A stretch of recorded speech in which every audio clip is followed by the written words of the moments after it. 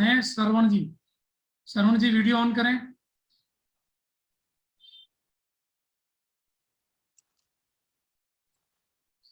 आवाज नहीं आ रही है श्रवण जी, आवाज ओपन करिए।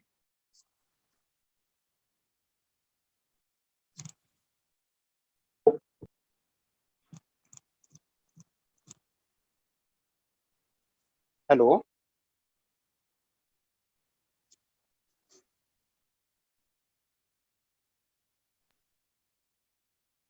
सर आवाज नहीं आ रही है गौतम सर। हेलो। हाँ सर, हेलो। सर श्रवण सिंह हमारे साथ हैं। हाँ हाँ हाँ सर, फॉलो कर रहा हूँ मैं। जी। हेलो। हेलो सर, हाँ नमस्ते। Raman ji, you came second time I think. Yes sir, third time. Third time, okay okay. You जी बिलोंग्स जी सर। बाड़मेर। जी सर। ज्योग्राफी से हैं आप? जी सर, ज्योग्राफी में सर मैंने एमए कर रखा है। हम्म। आपने ये पहले भी बताया था, आपके जो ना हॉबीज में शायद लंगा सॉन्ग भी है। सुनना, लिसनिंग है सर, मेरी हॉबी है। अच्छा, सुनते हो आप। हाँ सर। चलिए, ज्योग्राफी का क्वेश्चन मैं आपसे एक क्वेश्चन ले रहा हूं मैं। ये हिमालय जी नहीं होता तो भारत की अर्थव्यवस्था पर, समाज पर, मौसम पर और इस पर क्या इम्पैक्ट आता है आपकी दृष्टि से? सर, जो पहला अगर मौसम की दृष्टि से देखें तो पहला ये होता कि जो साइबेरिया से जो सर पवनें चलती हैं, वो ठंडी पवनें इंडिया में पहुंच जाती है और यहाँ पर ज़्यादा ठंड पड़ती। और हम्म, इकोनॉमिक रूप से देखें तो जो हिमालय की सर जो नदियां हैं, वो ज़्यादातर उत्तरी भारत का जो उपजाऊ मैदान है, वो कृषि के लिए बहुत ही लाभदायक और सिंचाई योग्य बनाती हैं। तो नदियों का उद्गम सर ज़्यादातर हिमालय से ही होता है। और हम्म, अगर स्ट्रेटेजिक रूप से देखें तो सर जो हिमालय है, तो वो चाइना से जो भी सर वो आक्रमण होते थे, वो रोकने के लिए हिमालय एक दीवार की तरह हमारे लिए काम आया है। चलिए, गुड गुड। अच्छा, एक ऐसी नदी है जिसको विश्वासघाती नदी कहती है, कहा जाता है विश्वासघाती नदी, और वो भारत से संबंध रखती है। ऐसी कौन सी नदी है? सर एग्जैक्ट तो याद नहीं है सर, ये गैस कर सकता हूँ, कोसी नदी को सर विश्वासघाती नदी कहा जाता है। नहीं नहीं नहीं, कोसी नदी नहीं। चलो, मैं रिव्यू करते समय बताऊंगा आपको, है ना। एक एक एक क्वेश्चन और है। पूर्व का लंदन किसे कहते हैं? सॉरी, याद। अच्छा, चलिए, हम लोग बाद में डिस्कस करेंगे। ये गंगा नहर के किस स्थान से जो है, गंगा नहर किस स्थान से निकली है गंगा नहर?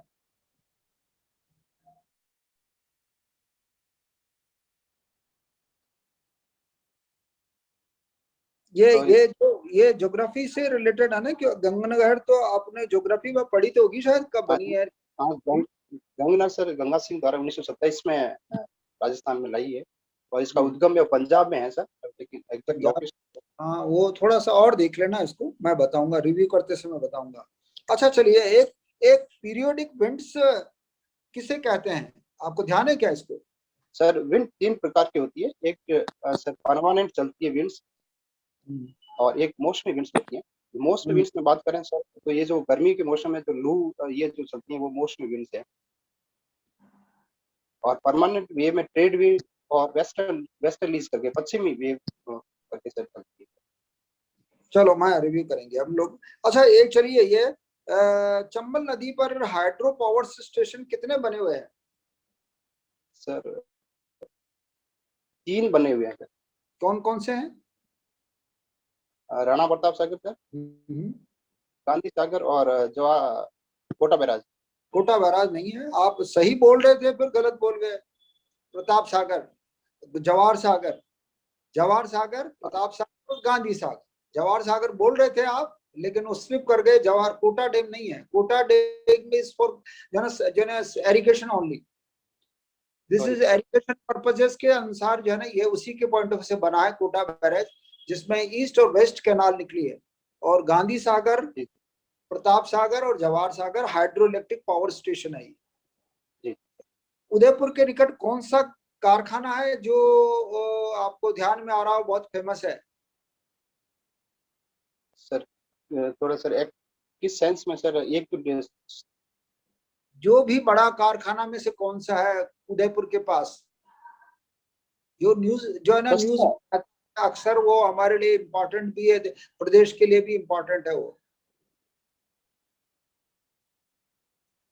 सॉरी चल, सर। हाँ चलो कोई नहीं, बात नहीं, ऐसी कोई बात नहीं। अच्छा, ये नाथुला दर्रा भारत के लिए क्या महत्व रखता है?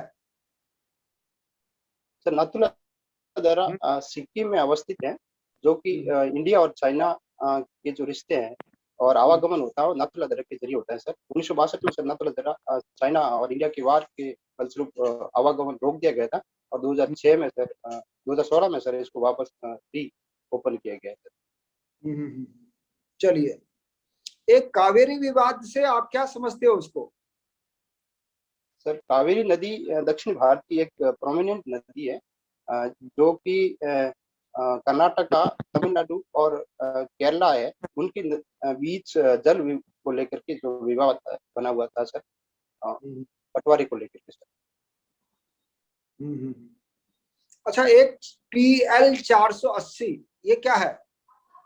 सर PL 480 जब सर भारत आजाद हुआ और उसके बाद में सर खाद्यान्न की कमी थी, तो भारत द्वारा बाहर से जो खाद्यान्न सर आयात किया जाता था उसको PL 480 कहा जाता था। उसकी एक परियोजना कहें सर या योजना।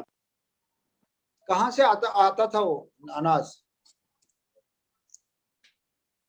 सर एग्जैक्ट कंट्री के तो सर नाम मुझे याद नहीं। अच्छा, हरित क्रांति से पहले को जो यूं कह सकते हैं किसने संचालित की थी, खास सबसे पहले उसको कौन जो है ना कॉन्सेप्ट में लाया था इसको?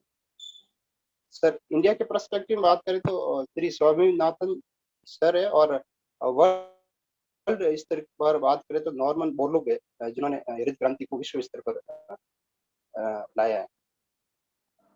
चलो, जैविक खेती से क्या समझते हैं आप? सर ऐसी खेती जिसमें फर्टिलाइजर या जो रासायनिक उर्वरक होते हैं उनका प्रयोग ना करके जो स्थानीय जैसे खाद है, या फिर जो केंचुए की जो खाद होती है उसका प्रयोग करके खेती करना सर जैविक खेती कहलाता चलिए, थोड़ा रिव्यू कर लेते हैं आपके क्वेश्चंस है। का हम।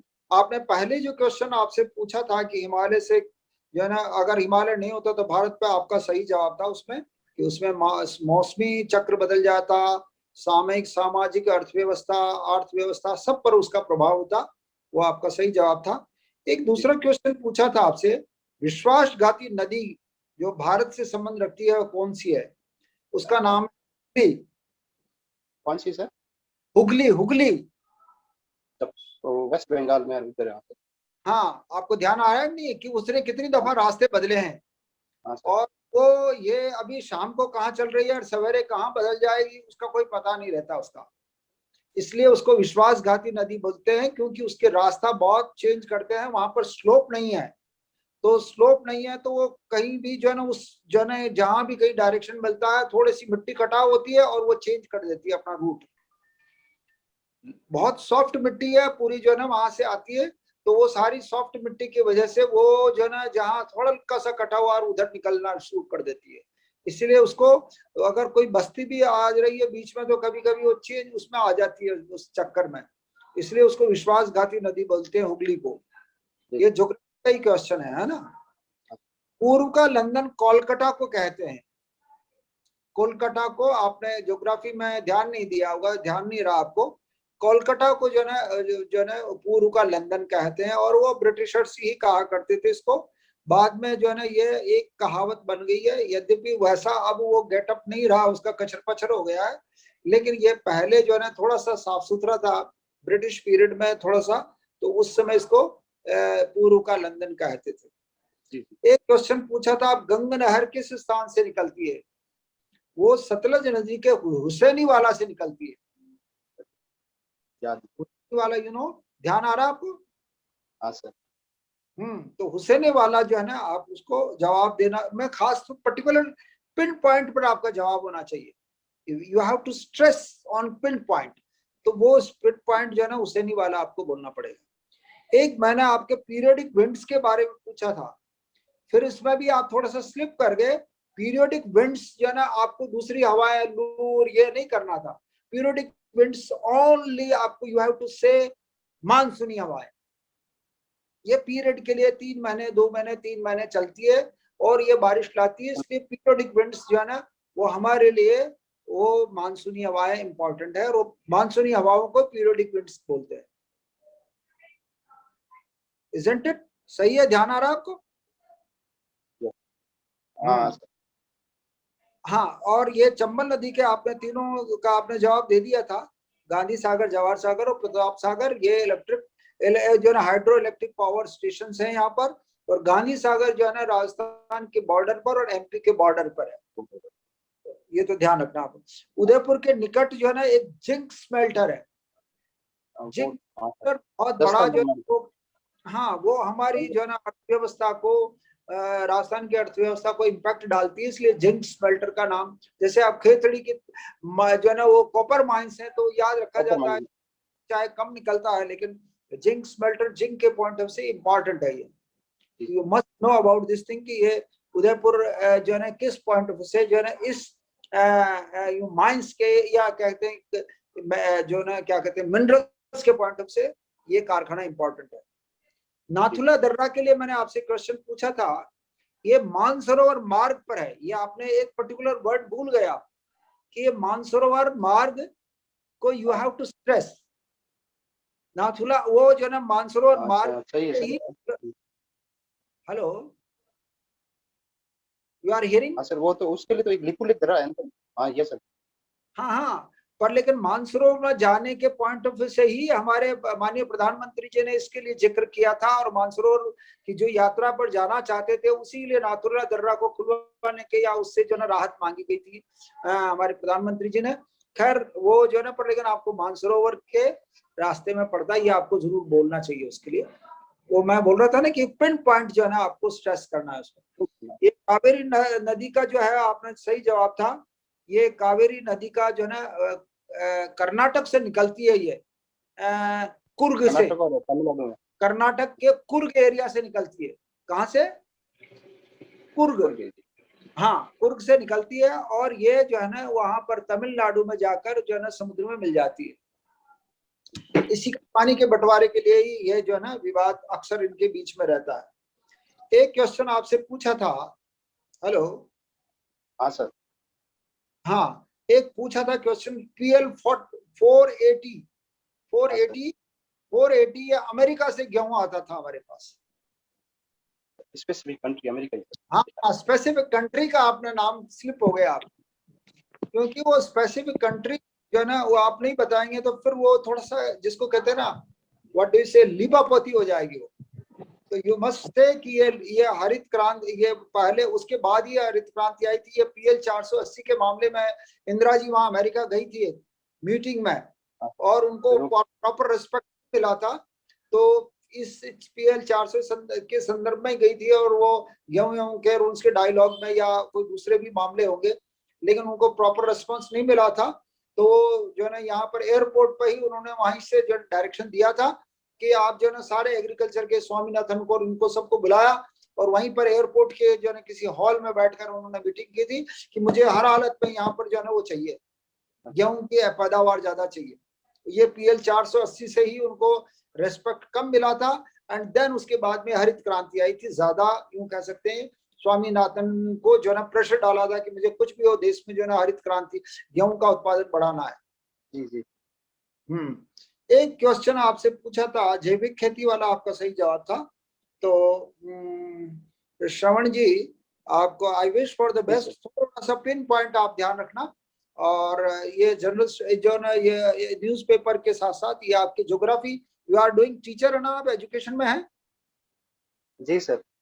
हाँ, लंगा सोंग के बारे में पूछे तो आप जो है वो कौन कौन नाम, जरूर आपने हॉबी लिखी है तो आप नाम जो है वहाँ के लंगा ब्रदर्स का, और उनमें कौन कौन है वहाँ के खास तौर से, तो you must know about that. जो नो बाड़मेर के जितने भी लंगा ब्रदर्स हैं, और या जो भी गाने वाले, अकेले नहीं, 1 2 4 5 6 7 का नाम याद कोशिश रखना आप। तो I wish for the best, wish to best of luck. हाँ,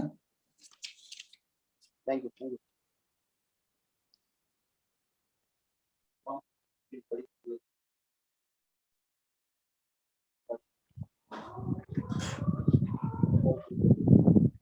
जी श्रवण जी सुन पा रहे हैं? नमस्ते। नमस्ते। नमस्ते श्रवण जी, बाड़मेर से हैं आप और अभी आपकी हॉबी की बात चल रही थी लंगा मांगणियार। अब तक आपने जो गीत सुने उनमें से कोई एक सुना दीजिए। सर एक ऊंचा गीत है जी या फिर एक गोवा के बारे में एक गीत है सर। उड़ उड़ रे मारा काड़ा रे कागड़ा कद मारा पियो जी घर आवे कद मारा पियो जी घर आवे कीर कांड रोज मणके मां जी कीर कांड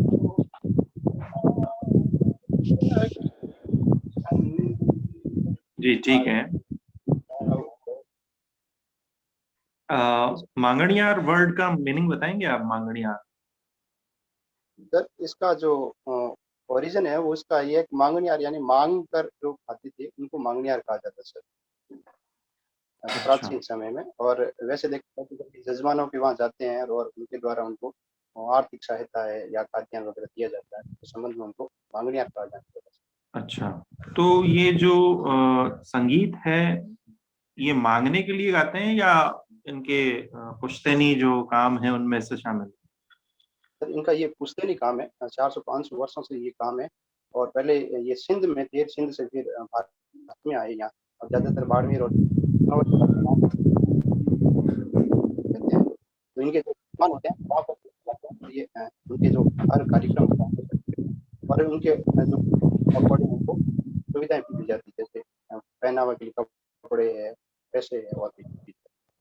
जी अच्छा, मैं ये जानना चाह रहा था जैसे आपने अभी बताया कि मांग कर ये अपना जीवन यापन करते थे, तो अभी कलाकारों का देखो धीरे धीरे जो लोक कलाएं हैं वो एक तरह से अपना वजूद खोती जा रही, लुप्त होती जा रही है और इसमें भी एक कलाकार को मांग कर खाना पड़े, तो ऐसी स्थितियां राजस्थान में ना हो, आप इसके लिए क्या प्रयास करेंगे अगर प्रशासन में आते हैं तो? सर इसके लिए तो पहला कदम ये होगा कि जो इनकी जो प्रारंभिक या जो आवश्यकताएं होती है जैसे घर निवास है उनकी जो योजना है उनको उनकी पहुंच करना। उसके अलावा सर इनकी जो संस्कृति है उनको प्रोटेक्ट करना थ्रू जो भी सरकार के जो कार्यक्रम होते हैं वहां तक उनकी रीच को बढ़ाना है सर।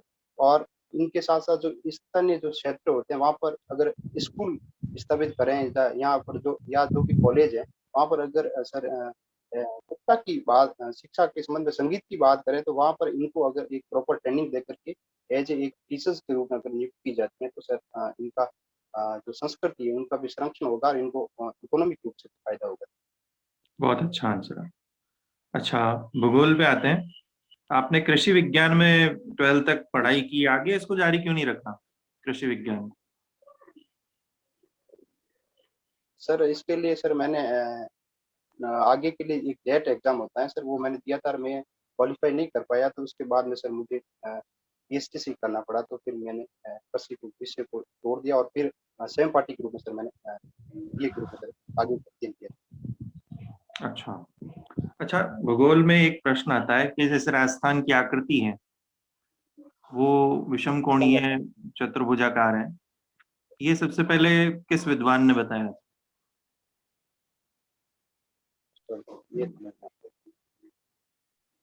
अच्छा चलिए, कोई बात नहीं। एक गोंडवाना लैंड वर्ड आता है, गोंडवाना लैंड, जी सर। क्या कहाँ से आया, इसकी उत्पत्ति कैसे हुई गोंडवाना लैंड वर्ड की?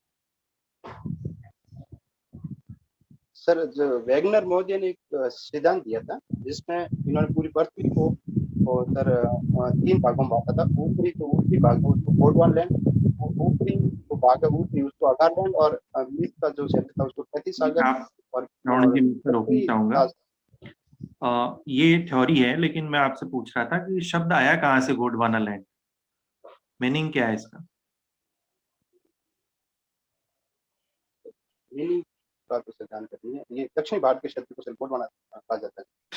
अच्छा, यही हिस्ट्री के आप इसमें देखें, अकबर का गोंडवाना विजय इस प्रकार देखें तो गोंडवाना एक राज्य है। भारत का था प्राचीन समय में। गोंडवाना लैंड, वहां से आया है वर्ड।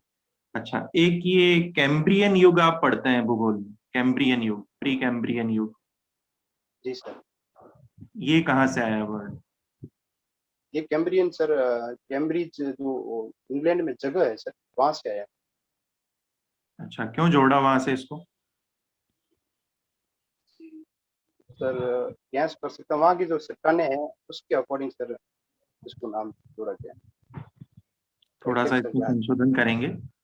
वहाँ अध्ययन किया गया था इनका, चट्टानों का अध्ययन किया गया था, इसलिए कैम्ब्रियन युग नाम दिया। चलिए, एक आप मुझे बताइए, राजस्थान के राज्य कवि कौन है?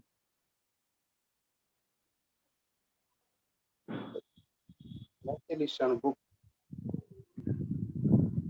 मैथिली शरण गुप्त, ये राजस्थान के नहीं नहीं है। सॉरी सर, गैस अच्छा, पर्सन सर विमल मिश्रण सर। Mission, very good. अच्छा, इनकी एक रचना है प्रसिद्ध, वीर सर सही है। वंश भास्कर नहीं है? हंस भास्कर। अच्छा, कहाँ का इतिहास लिखा है इन्होंने? सर ये हाड़ौती क्षेत्र कोटा से इनका संबंध रहा है। बूंदी से, कोटा बूंदी। बूंदी का इतिहास लिखा है, बूंदी जो रियासत थी उसका। अच्छा, अंतिम प्रश्न मेरा, मुझे ये बताइए, राजस्थानी भाषा है, उसका एक शब्दकोश तैयार किया गया था राजस्थान में।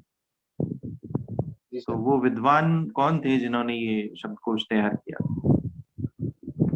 सर सीताराम लालस श्रीमान। जी, और कोई जानकारी है इस शब्दकोश के बारे में आपको? सर विस्तृत जानकारी नहीं। चलिए, रिव्यू कर लेते हैं। जी सर। अ, हाँ, जी, रिव्यू कर लेते हैं। श्रवण जी, देखिए, आपका ये जो हॉबी है लोकगीतों की, इसमें लंगा और मांगणियार का आपने बहुत अच्छा आंसर दिया है। क्या आप जानकारी रखते हैं, क्या प्रयास करेंगे? बहुत अच्छा आपका इसमें। भूगोल में आप देखिए, एक टी.एच. हैंडले नाम के विद्वान थे, उन्होंने सबसे पहले ये बताया था। क्या नाम बताया? टी.एच. हैंडले, आपको वैसे ये वीडियो मिल जाएगा। टी.एच. हैंडले जयपुर के रेजिडेंट डॉक्टर थे, उन्होंने ये बताया था सबसे पहले। इसके अलावा आपने फिर बाद में बताया कि गोंडवाना लैंड नाम कैसे पड़ा।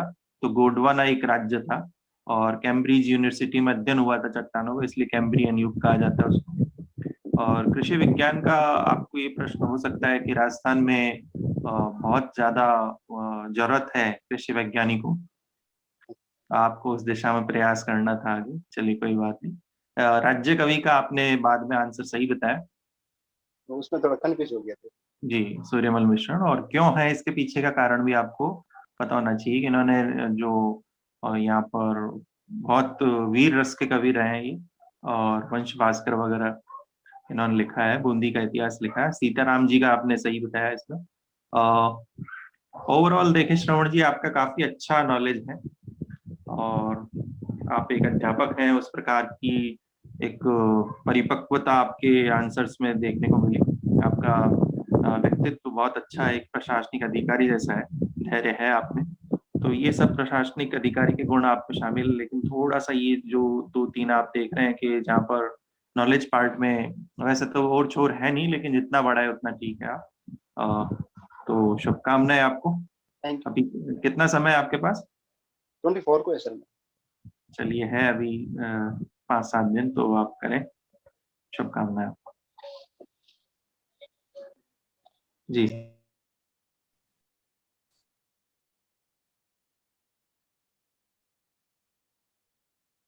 श्रवण जी जी सर नमस्ते। नमस्कार। अच्छा, ये बताइए कि सेंट्रल विस्टा प्रोजेक्ट क्या है? Sir central staff project central government का प्रोग्राम है, जिसमें जो संसद है सर, उसका पुनर्निर्माण किया जाएगा। जो पुरानी संसद है उसको एज ए संग्रहालय के रूप में रखा जाएगा, और नई संसद का निर्माण कर और उनके आसपास जो भी कार्यालय हैं उनका भी विकास निर्माण किया जाएगा। तो इसका विरोध हो रहा है अभी। सर न्यूज़पेपर के माध्यम से और जो चीजें बाहर आ रही है उसका विरोध कारण ये है कि कोरोना की जो स्थिति बनी हुई है, सरकार के पास फंड की कमी है, तो कुछ संगठन है उसका विरोध कर रहे हैं। उनका मानना ये है कि वर्तमान में कोरोना को ध्यान में रखते हुए फिलहाल सरकार का फोकस है वो कोरोना पर होना चाहिए, उसके बाद में ही इसको जो प्रोग्राम है या ये जो परियोजना है उसको बाद में लागू करना चाहिए। इसके सर विरोध कर रहे हैं, जबकि मेरा ये मानना है कि सर ये जो विस्टा प्रोग्राम है ये भी एक पैरेलल चलना जरूरी है, क्योंकि जो विकास कार्य है उनको रोका नहीं जाना।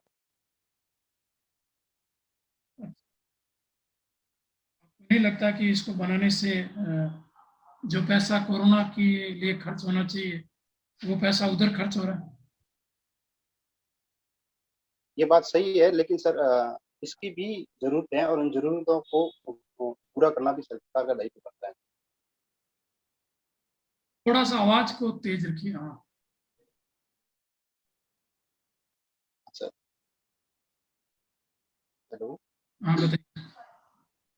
सर सरकार को विकास के कार्यों के ऊपर भी खर्च करना जरूरी है, और उसके साथ साथ सर कोरोना के लिए भी सरकार ने 35,000 करोड़ रुपए का जो फंड रखा है वो मुझे लगता है वर्तमान की स्थितियों को ध्यान में रखते हुए काफी है, लेकिन सरकार उसके लिए और भी प्रयास कर रही है कि सर फंड को जुटाया जाए, और इसका प्रोग्राम को उन्होंने जारी रखने का समर्थन किया है।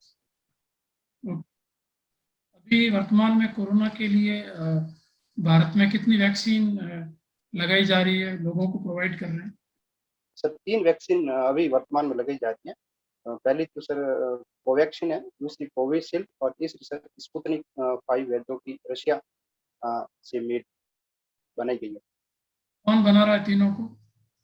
सर कोवैक्सीन है वो आईसीएमआर और भारत बायोटेक मिलकर बना रहे हैं। कोविशील्ड सर सीरम इंस्टीट्यूट द्वारा, और जो स्पुतनिक है वो भारत में रेडी जो लेबोरेटरीज है उसके द्वारा उसका निर्माण किया जा रहा है। क्या तीनों की दो दो डोज है या कोई एक ऐसा जिसकी एक डोज से काम हो जाता है? सर स्पुतनिक की सर 1 डोज है सर। कंफर्म हो? कंफर्म नहीं। पता करना आप इसका। अच्छा, तीनों में से सबसे ज्यादा इफेक्टिव कौन सी है? सर जो इफेक्टिवनेस है वो लगभग तीनों की सेम ही है, लेकिन स्पुतनिक की जो है वो ज्यादा बता रहा अभी एक आज के न्यूज़पेपर में एक विश्लेषण आया है जिसमें बताया गया है कि राजस्थान में कौन सा जिला सबसे आगे है और कौन सा जिला सबसे पीछे है वैक्सीनेशन में। आपने पढ़ा है आज का पेपर? है। जी सर पढ़ा है, उसमें बूंदी जिला है वो सबसे आगे है सर। सबसे पीछे? तो पीछे का सर मुझे याद। ओके, ये बताएं राजस्थान में वैक्सीनेशन की शुरुआत कब हुई थी? 16 जनवरी को सर। Good answer. और अब तक कितने लोगों को लग चुका है? सर कितने प्रतिशत लोगों को? वो सर 20% लोगों को लग चुका है, लगभग 2 करोड़ लोगों को, आई थिंक 30% 1.98 लोगों को लगा है 21 को।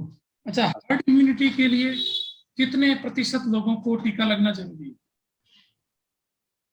सर इसमें सर 70% लोगों को टीका लगना जरूरी है। क्या होती है हर्ड इम्यूनिटी?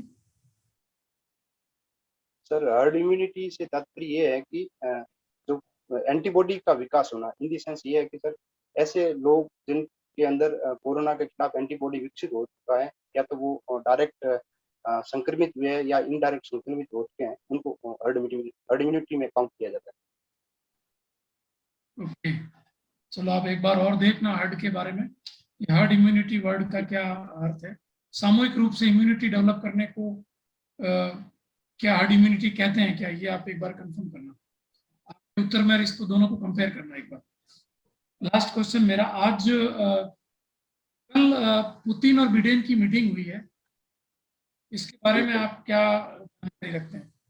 सर पुतिन साहब और जो बाइडेन की मीटिंग जेनेवा में हुई है, और जो ये जे बाइडेन और इनके बीच पहली मीटिंग है, और इनके द्वारा जो साइबर जो हमले हो रहे हैं उनको लेकर इनके बीच जो मतभेद चल रहे थे उनको मतभेदों को दूर करने के लिए सर बातचीत हुई सर, और वैश्विक समस्या है साइबर हमले एक तो है, और दूसरा दूसरे से जो वैश्विक समस्याएं हैं जैसे जलवायु परिवर्तन है उनके ऊपर भी इनके द्वारा बातचीत हुई है।